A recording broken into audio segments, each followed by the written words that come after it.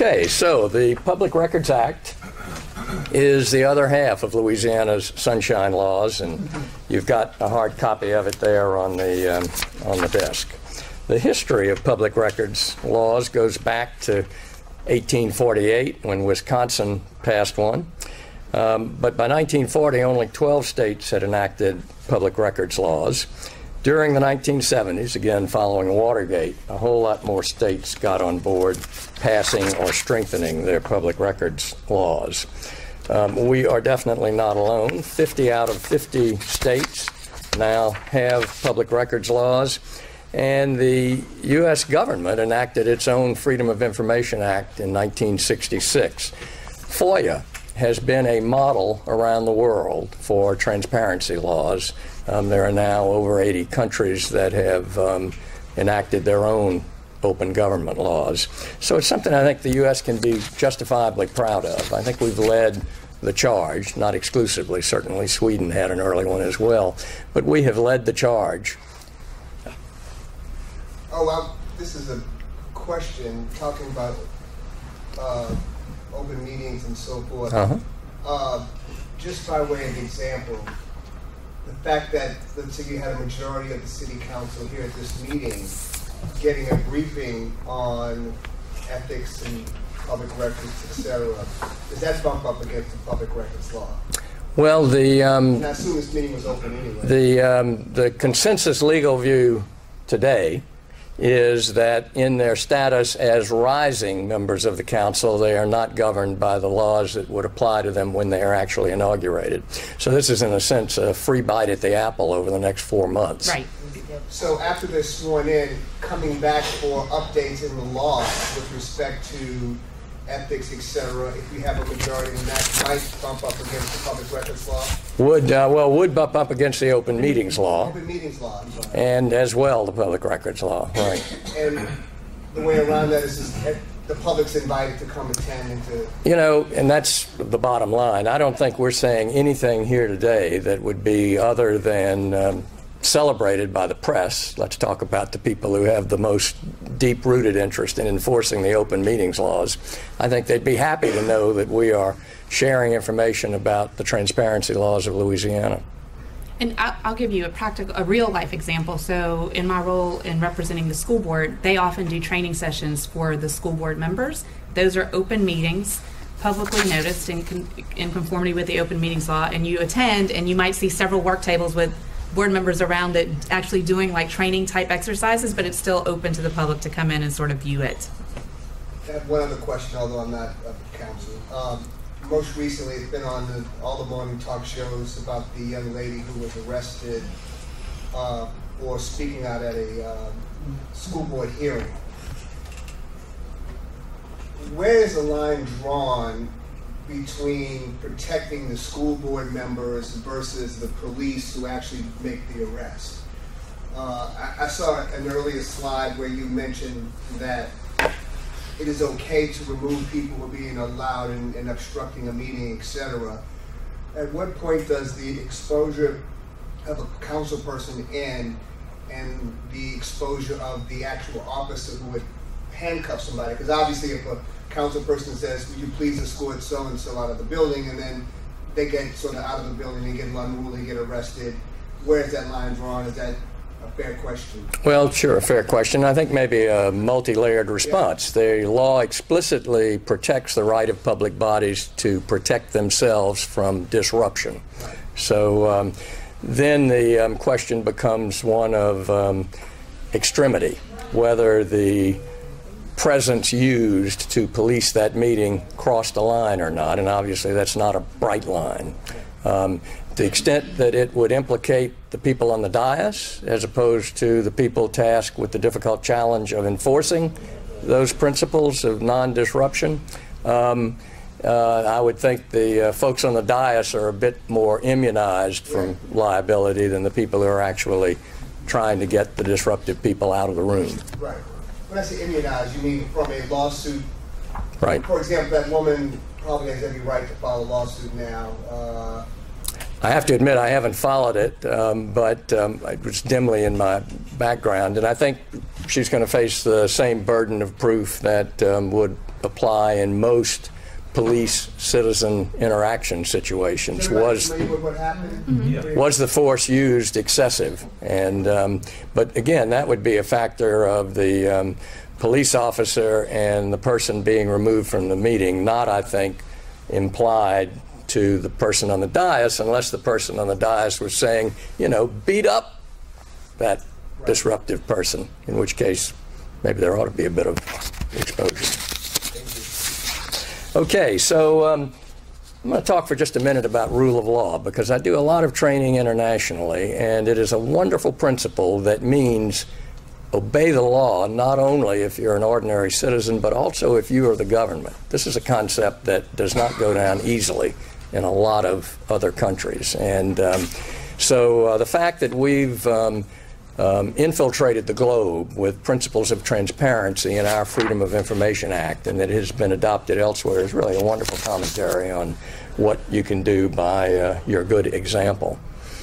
Okay, Clint Eastwood, Dirty Harry, the enforcer. Again, I'm going to start with the late part of the law, because I think it's important to know that the penalties are forceful.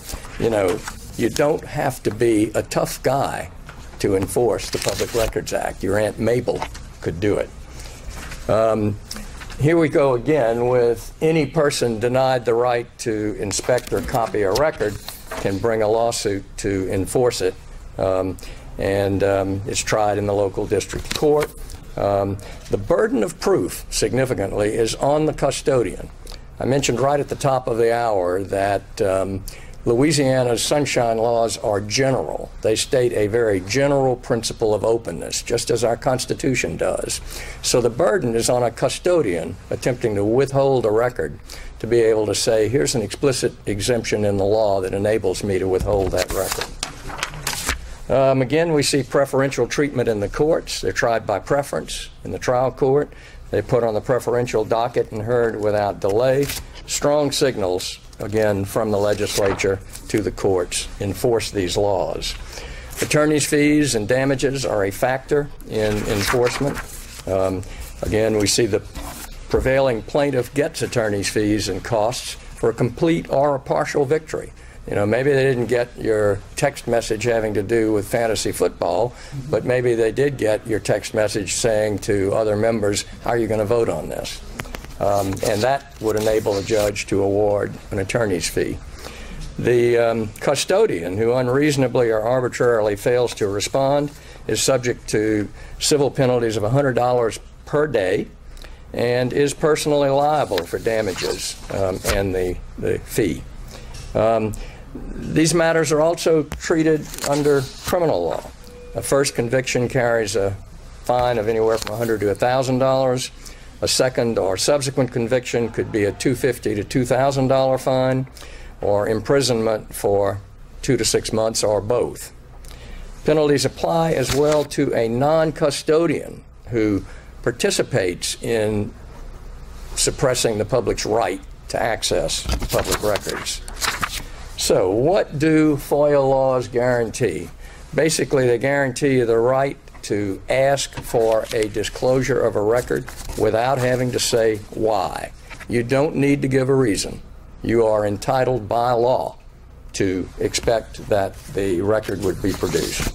Okay, and again, we have gotten to that point where I sit back down and Sharonda takes over. So you don't have to say why. So being an elected official, you take a vow of poverty, because this don't pay much. And you give away your right to privacy as a private citizen, so that you don't have to have justification to ask for a record. You can just ask for it whether there's something there or not. If it is a public record, you are entitled by right to get it. But well, that's where I'm going. If I'm discussing fantasy football and they don't know what I'm discussing, they can ask for it, and then it has to be determined that it wasn't a public issue, but I still have to violate give up my right to privacy by showing you that I wasn't talking about what you said, but you don't even have to say why you asking. In that circumstance, I think it would go to the city attorney, who would say, you know, you shouldn't have a worry here, and I'm going to explain to the judge in a private communication what this email is about. And a reasonable judge ought to say, I get it. That's not a matter of public business, and we're not going to make it public. An unreasonable judge might do otherwise. And there's no limit on the time that you can be hassled with this. If somebody just wants to mess with you, they can do it every day. Yes. That's why today's presentation is a shield. It's also a sword for people who know how to use the Open Meetings and Public Records Acts. Do you have, then again, I guess I'm just baffled by this, because at this point, you really don't have any privacy as an elected official, because if anybody can just come look through your stuff and determine, okay, there ain't nothing there, well, there might not be anything there Monday, Tuesday, or Wednesday related to the government, but it may be personal, private, medical, whatever, for your own existence, that now somebody else has to go and look at and can do it whenever they feel like it. I don't want to exaggerate the colonoscopy effects of a public records request. You know, there are absolutely realms of privacy, and we'll see some explicitly recognized in the Public Records Act that cannot be invaded. But from the standpoint of a public official, there is extraordinary risk associated with somebody who goes on a fishing expedition. We hear that term applied to the government. We don't approve of fishing expeditions, and there is no statutory prohibition on asking for things. Now, if you filed a lawsuit, having been assured, if you filed a lawsuit seeking Jay Banks's records pertaining to fantasy football, then I think you could get an attorney's fee granted against the plaintiff who bought that lawsuit. But before you become a plaintiff, when you're simply asking, you can provoke a mountain of paper production or electronic production just by the simple expedient of putting in a request. And I was going to save it for the end of the presentation, but since the question has arisen, I'll tell you that I'm going to pass out here the SPLC letter generator. Now, that's not Southern Poverty Law Center. That's the Student Press Law Center. And they have on their website a letter generator. You go in and you put in state of Louisiana and who it is you're requesting a record from and a few other bits of info, and you push a button, and out comes a very respectable letter request under the Public Records Act of that particular state. So again, from the standpoint of powerful remedies that are easily enforced, you're in a landscape where that's all very true. Tommy Screen has joined us in the back of the room. Tommy is the director of Loyola's Institute of Politics, and the IOP, along with the League of Women Voters and the Norman Francis Leadership Institute, is one of our three co-sponsoring organizations. And Tommy, happy to have you joining us this morning. We're in the midst of the public records presentation, and we're going to save time for Martha Cagle to take up the homeless matters momentarily. Okay.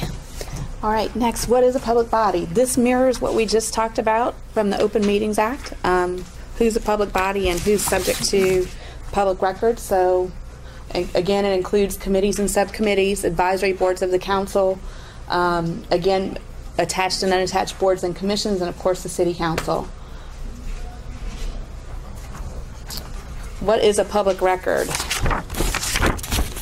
Here's a listing here. So, pretty much books, records, writings, that's pretty broad. It's very broad, as we've been talking about. Things that are used or prepared for use in transacting a public body's business. And then there's this kind of general exception, except as otherwise provided. And as David stated, there are certain things that are exempt under the Public Records Act.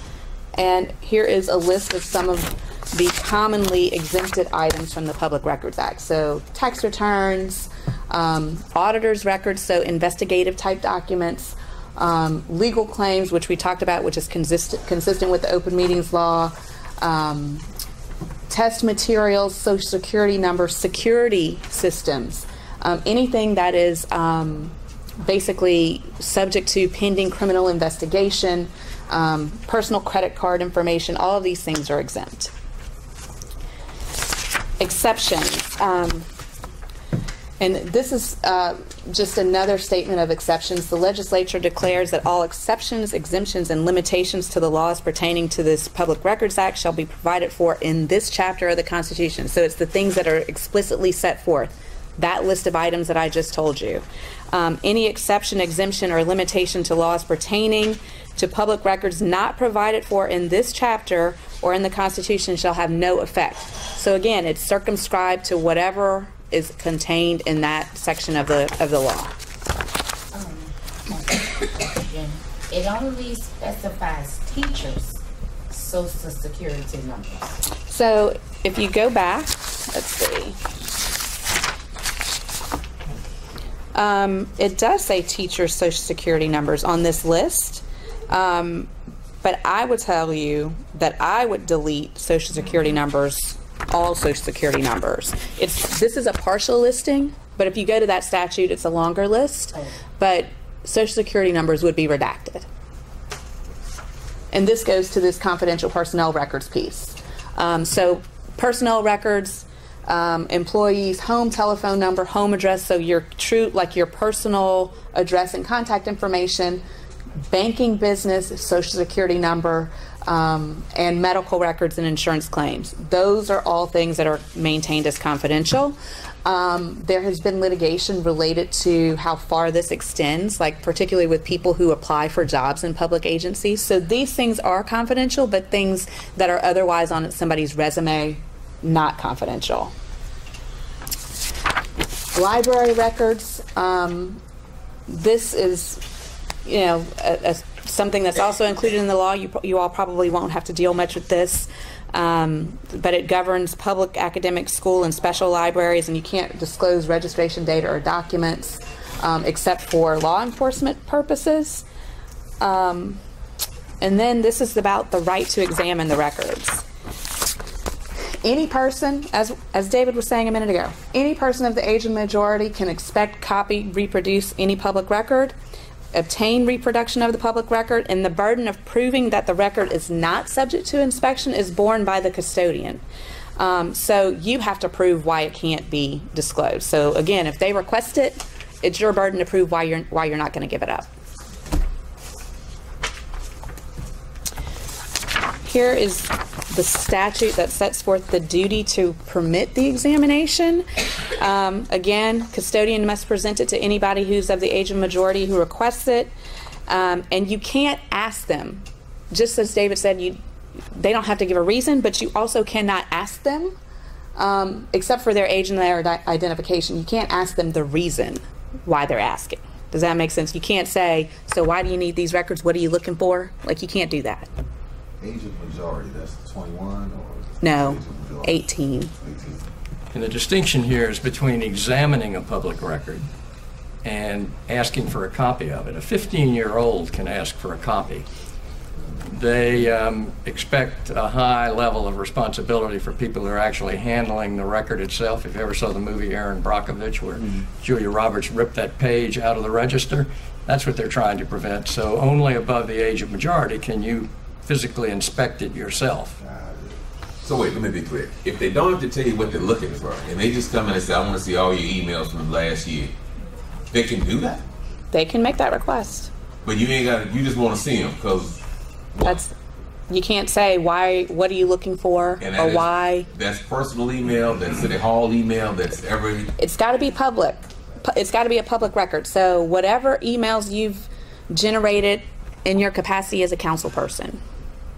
So I guess that's what I'm trying to figure out where the line is drawn. Because if you've got access to, if you don't know what you're looking for, and if you haven't, you don't have to specify what it is you're trying to find. How can you tell them you can't look at my personal emails because you don't know what you're looking for? And if they are just looking with the possibility that I handle council business on my personal email, you got to let them see them all. I'm just trying to figure out is there any, again, if I have given away all my privacy, I asked for this job, so it is what it is, but that just seems baffling to me that you can just come and disrupt somebody's entire life just because. So, again, it has to be a public record. And the way this definition shakes out is any of these documents, writings, et cetera, used to conduct public business. So if, for instance, with the example that you gave, if someone said, I would like to see all of Councilmember Banks' emails for the last year, and you're going to still have that barrier between you and the requester, which is the city attorney as the stopgap. And so if there are emails in there that contain all of these things that we have said are confidential and are exempted from public records, things that are not items where you have been conducting public business, medical things, personal confidential, like tax information, any of those things, they're going to say, oh, no, Councilmember Banks, this is not a part of this request. We're not going to produce that. Keep that. And the other part of that, and we'll talk about it in a minute, you know, you have to give a response to the other side about sort of the availability of records. I mean, if it's a very big request like that, oh, I want to see all your emails for the last year, you have a little argument there that, okay, a year's worth of emails will be very burdensome for us to review, to determine what's public, to determine what we need to produce, all of those things. And so all of those things are arguments that the city attorney would make on your behalf.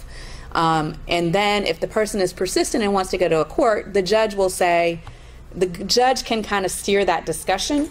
You as the custodian, the city attorney as your representative, can't ask these questions about what are you looking for. But the judge may say, okay, so yeah, you've sent this overly burdensome request to the council.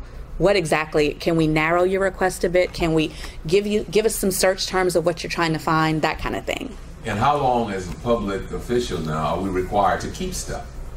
So public records have to be kept for 3 years. But that's what, well, the difference between my opinion of public, my fantasy football records in my opinion ain't public. But if you come in and ask for them, I'm obligated to let the city attorney look at them. So am I in violation if I delete them after this week's game, or am I obligated to keep them for 3 years just in case some knucklehead comes and asks for them? I'm going to give you sort of my general way I look at it. I always maintained 2 phones when I was in city government, although there are people out there that say that there's this fantastic software that allows you to segregate your personal emails and texts from your public ones on the same device. I don't really subscribe to that. I maintain 2 phones. If it was private business or private phone calls or anything of that nature, I always gave people my private number.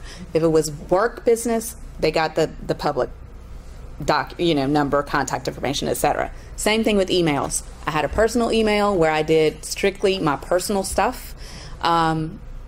Use your city council email for anything that's dealing with your public business.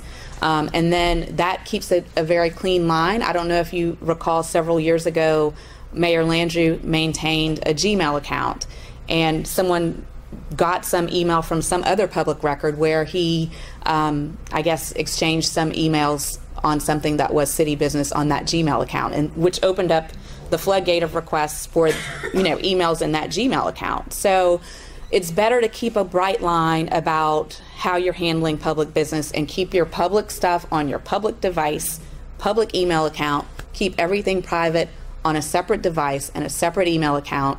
And that way there's already a sort of a barrier there where we know what's a public record and what's not. So this is a great distinction. Let's relate it back to the email and a matter of presumptions. Your public City Hall email account is presumptively open to inspection.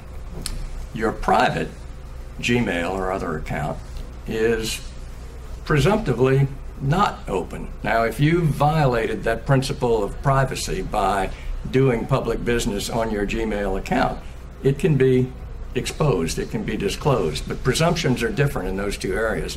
If on your public account you have talked about the death of your mama or the wedding of your daughter or your fantasy football choices, those may be things that can and should be excluded, but somebody's going to look at them because they are presumptively open on that account. Right. And that's what has happened in the past. You might get a request for, can we have council member X, fill in the blank council members' emails from a specific time frame, in which case you get all of the emails in that time frame. And as David said, if it's things about your fantasy football, somebody's wedding or whatever, then someone is going to review them.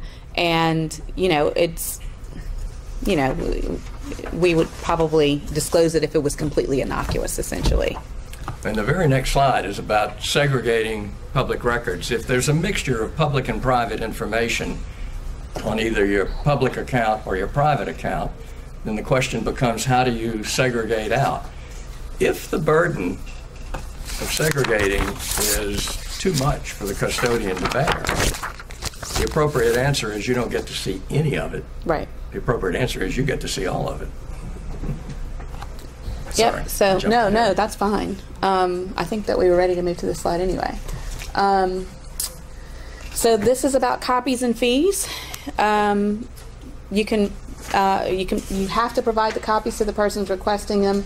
You can collect reasonable fees, and you can do it at a reduced charge for indigent citizens. And so the state, there is someone at the city who is sort of the public records designee with the state, and that person is interacting with the state on how the state sets forth guidance on fees and things of that nature. So when you do a public records request to the city, again, it's all electronic now. You'll submit it, you get an email back when it's ready, and it'll say, we can mail it to you, please send us a check for XYZ dollars and we'll mail it, or you can come pick it up on a CD, and we want you to bring us a check. They don't even accept checks, actually. We want you to bring cash for XYZ amount to get the CD or whatever it might be.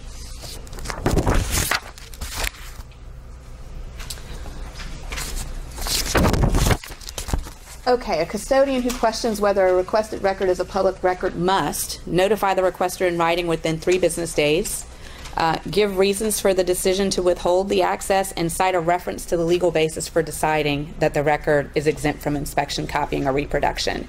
And so generally the city attorney's office will send out a written letter to the requester within 3 days saying either we are working on compiling these records, they are very voluminous, or here are some records that are responsive, there may be additional ones that we're providing to you at a later date, or saying that they are not subject to the Public Records Act, whichever the reason might be.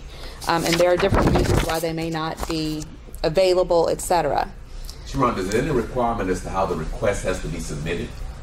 So, there's no requirement about how the request is submitted, so necessarily. Just calls the office and say, I want to see all your emails. What they'll Can they do that, or they have to send something that we have to submit to you all? So what happens is you need to send it in writing, because otherwise it's not going to, I mean, it has to be some sort of way to keep record, right? And so what generally happens is there's a direction to send it to the city attorney in writing, because they're the office that's corralling all of this information. Even now, if you send a city attorney a request just written on a letter, they're going to input it into the electronic, like, web-based system, because I've done this already. I've sent a letter over, and they've sent me an email back saying, we've just put your request into the electronic system. So, you know, that's sort of the way it works. But, you know, there are certain circumstances where people show up at City Hall and say, oh, I want to see whatever. They can do that. Yeah. And I mean, they may go to a certain city department and say, can I see the tax bill, or you can't get taxes, but whatever record, whatever city department it might be. I want to find the permit that was issued on whatever location. And, you know, you've got to get it. So as an outsider trying to access information at City Hall, I believe that the better way to handle these things would be to designate within each department, say safety and permits, somebody who's going to be the public information decider, who knows from experience that permits are subject to disclosure. You know, sending every request to the law department to get an answer is like filing it in the round green file. It will inevitably lead to weeks and months of delay. So it really ought to be decentralized. If there's a question in the mind of the public information person within that department, agency, board, or commission, they can certainly turn to counsel and request an opinion. But if it's routine, it ought to be given up without having to invoke the law department. But if it's routine, are they going to send it to us, or are they going to send it to safety and permits? I'm speaking of if they send it to Councilmember X, that process should be it immediately goes to the city attorney. We don't make the determinations whether you're going to respond. Sometimes in the betterment of relationships with the people who might be your antagonists, they may call you on the phone and say, I want records for the sound ordinance, which is where we printed off over 1,500 pages from our office. It didn't go through city attorney every time we got requests. Someone may ask for it on the phone. We know them well enough to know what they're looking for, or an email may come. We don't always involve the city attorney. The ones that go through the computer are going directly to the city attorneys through that means. But if someone calls you up, someone calls one of your staff members, you may have a talk internally on it, say, hey, put it in writing, or it may be Deborah Langhoff that is not going to, wants information on XYZ, and you're going to happily give it to her. So there is discretion in your office to try to handle it without overburdening. Particularly like if it's something, as David said, safety and permits, if it's a permit application, I mean, it's easy. It's not something that requires a whole lot of, review or anything of that nature. I mean, and now that I'm an outside citizen, I get frustrated when I get the response back that, oh, I've sent it to the city attorney. I'm like, I just need this. So, but yeah, no requirement about how they ask for it. A shot clock starts running when a request is made. That's why it's important for the request to be in writing. You can show up at Safety and Permits and say, let me see that file on 523 Antoine Street, and they're expected to give it to you. But when a letter arrives with a date on it and a date stamp, then it starts ticking, 3 days, 5 days, certain legal rights arise. And even the referral to the law department buys you a set number of days, but not infinity. I mean, it's about 3 days, as I recall. It's 3 days. For a legal opinion to be rendered. So, it behooves everybody, outsiders and insiders, to make the routine parts of it work in a routine way and not use the legal hiccup of a referral to the law department to just delay it unduly. Okay, so this is again about segregating the request and making it available. And again, if it's unreasonably burdensome and segregation is unnecessary, the custodian states in writing to the requester where the requested record is located. So these are all things that would be contained in a communication back, either that it's too burdensome or expensive, or if it's readily identifiable. Either way, it has to be communicated to the requester the status of the availability of the records. And I know this all sounds like overwhelming and that these requests, and I don't mean to make it sound like this is not every day you're going to get. And 99% of the requests you're going to get, it's very specific about what they're looking for. It's easy to handle and take care of. So even though there is this broad picture being painted that we're being scrutinized at every turn we make, it's really not like that. You just have to be mentally prepared for that. Is that fair? No, that's right. Again, if the record is immediately available and not in active use, this is language from the statute. It has to be presented to the requester immediately. And there's been a lot of discussion about what not in active use means. I mean, I've not really had any success as a lawyer arguing about the active use issue because I don't really know. I think there's some law that says if it's like a financial record that is involved in the calculation of something, there may be some way to say that it's in active use, but that generally is not successful in terms of preventing disclosure on an immediate basis. Again, can't use the audit to deny access except when the records are in active use by the auditor, and that's the exception that I'm referencing. So, there have been lawsuits where people have said, oh, something's in active use, but other than this financial record exception, I'm not really seeing any way to avoid disclosure by saying a record is being actively used. If a public record isn't in an official's custody or control, the official must certify in writing why it was taken, the exact time, where it's currently located, what person currently has custody or control over it, and give detailed answers to facilitate the requester's rights under the law. So that's just, again, reasons that have to be stated. And there are differing opinions about who there's been some argument and litigation about who is the custodian if a record is basically a city record and given to another agency for its use. But in my opinion, if you are the person who has or the entity or agency that's created the record, you are the custodian. And you need to sort of make sure you're doing all of the things that you're obligated to do. It doesn't matter if you've sent it over to some other department. Preservation of records, permanent records that are required to be kept all the time. This is, again, something that you're not going to be dealing with, but these records, of course, are always maintained by mortgage and conveyance. Other records kept in accordance with retention schedules set by the state archivist, and that was what I was referencing earlier. The state has a person who dictates all of these types of issues with regard. They recommend fees, they talk about retention schedules, and this is the 3-year requirement that we talked about a moment ago. And here's the conclusion. General principle of openness in government, which we talked about. Exceptions have to be explicit, and again, the exceptions to the public records are set forth in that statute explicitly, and civil and criminal penalties can be imposed for violations. So, anybody else have questions? The final slide has to do with internet resources. I've already handed out the copy of the letter generator. The New Orleans Satellite Government Database is enterprise that I put together with a colleague here at Tulane about 5 years ago. We decided we were going to look at all of those quote-unquote satellite entities, security districts, for example, the HDLC, and the boards and commissions, the Downtown Development District, that sort of revolve around city government. They administer public money, and it is significant public money. It is a percentage of the city budget, approximating a third or a half, maybe in excess. It's been a while since I looked at that. Not all of them come to your attention as council members, but they're all important to know about, and the Satellite Government Database identified about 150 or more of these enterprises.